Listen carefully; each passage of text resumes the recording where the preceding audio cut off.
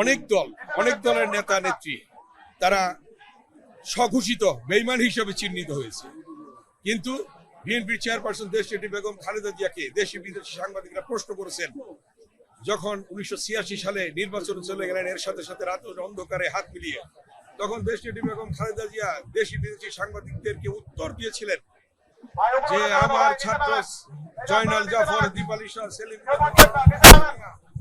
এবং ছাত্র নেতারা বাংলাদেশের জনগণ রক্ত দিয়েছে, তাদের রক্তের সাথে বেইমানি করে আমি বেগম খালেদা জিয়া নির্বাচনে যেতে পারি না। এই বক্তব্যের ভিত্তিতে দেখা গেল দেশটি বেগম খালেদা জিয়ার নামের পাশে যোগ হলো আপসীর নেত্রী, আরেকজনের পাশে যোগ হলো বেঈমান। সেই দেশনেত্রী বেগম খালেদা জিয়া আপসীর নেত্রী হিসেবে পরিচিতি লাভ করার পরে আপনারা দেখেছেন ডাকসু, ইয়েকসু, রাকসু, চাকসু সহ বাংলাদেশের সকল বিশ্ববিদ্যালয়, সকল কলেজে জাতীয়তাবাদী ছাত্র দলের জয় জয়কার অবস্থা ছিল। এমনি একটি সময়ে উল্লাপাড়ার ছাত্র নেতা জিহাদ শহীদ হলো। জিহাদের লাশ নিয়ে যখন আমরা ঢাকা বিশ্ববিদ্যালয়ে আসলাম, আমার ডান দিকে বা দিকে যে সকল ছাত্র নেতারা এখন আছেন তাদের নেতৃত্বে সেই জিহাদের লাশের পাশে আসলেন প্রথম ঢাকা বিশ্ববিদ্যালয় দেশনেত্রী বেগম খালেদা জিয়া। তিনি এসে লাশের পাশে দাঁড়িয়ে আমাদের ছাত্র নেতৃবৃন্দকে বললেন, তোমরা এক হও, ঐক্যবদ্ধ হও। তাৎক্ষণিকভাবে আমরা ডাকসু ভবনে 10 মিনিটের মধ্যে বসে জাতীয়তাবাদী ছাত্র দল সহ ছাত্রলীগ এবং ছাত্র মৈত্রী, জাসদ ছাত্রলীগ সহ ছাত্র ইউনিয়ন সহ সকল ছাত্র সংগঠনের নেতৃবৃন্দ সহ আমরা বসলাম ডাকসু ভবনে। বসে সেদিন আমরা 10 মিনিটের মধ্যে দেশনেত্রী বেগম খালেদা জিয়ার নির্দেশনা অনুযায়ী আমরা ছাত্ররা ঐক্যবদ্ধ হলাম এবং ঐক্যবদ্ধ হয়ে 22টি ছাত্র সংগঠন নিয়ে ডাকসুর নেতৃত্বে সেদিন আমরা ঐক্যবদ্ধ হয়ে দেশনেত্রী বেগম খালেদা জিয়াকে কথা দিলাম যে আমরা ইনশাল্লাহ এক হয়ে ঐক্যবদ্ধভাবে কাজ করব। জিহাদের লাশকে নিয়ে আসলাম আমরা ঢাকা বিশ্ববিদ্যালয় অপরাজয় বাংলার পাদদেশে নিয়ে এসে আমরা সেখানে শপথ করলাম যে স্বৈরাচার এরশাদের পতন ছাড়া আমরা ঘরে ফিরবো না। সেদিন ডাকসু সর্বদলীয় ছাত্র ঐক্য সেদিন আন্দোলনের কর্মসূচি ঘোষণা করলো।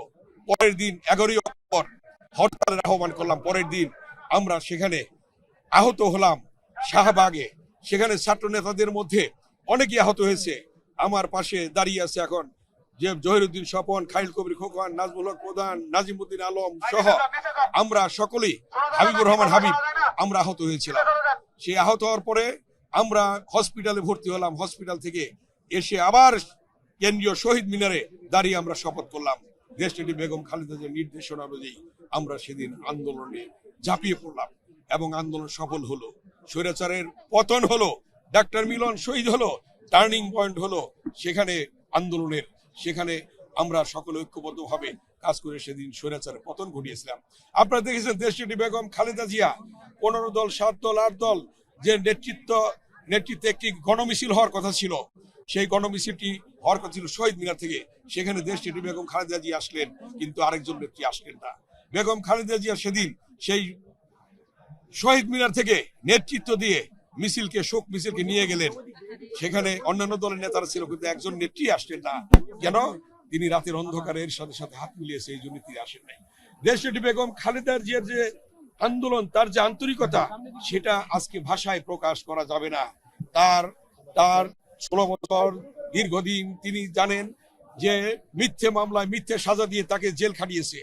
ন্যূনতম চিকিৎসার ব্যবস্থাটুকু তাকে দেওয়া হয় নাই এবং আওয়ামী লীগের সন্ডা পান্ডা গুন্ডা চেয়ারম্যান মেম্বার তারা বিদেশে চিকিৎসা পেয়েছে, কিন্তু বিএনপির চেয়ারপারসন, 3 বার প্রধানমন্ত্রী, একজন বীরুত্তমের উত্তরসূরি, একজন বীরুত্তমের স্ত্রী, একজন সেনা প্রধানের স্ত্রী, একজন রাষ্ট্রপতির স্ত্রী হিসাবে 3 বারের প্রধানমন্ত্রী দেশনেত্রী বেগম খালেদা জিয়া ন্যূনতম চিকিৎসার ব্যবস্থা পেলেন না। কারণ তাকে স্লো পয়জনের মাধ্যমে হত্যার উদ্দেশ্য ছিল, সেটাই আজকে হয়েছে।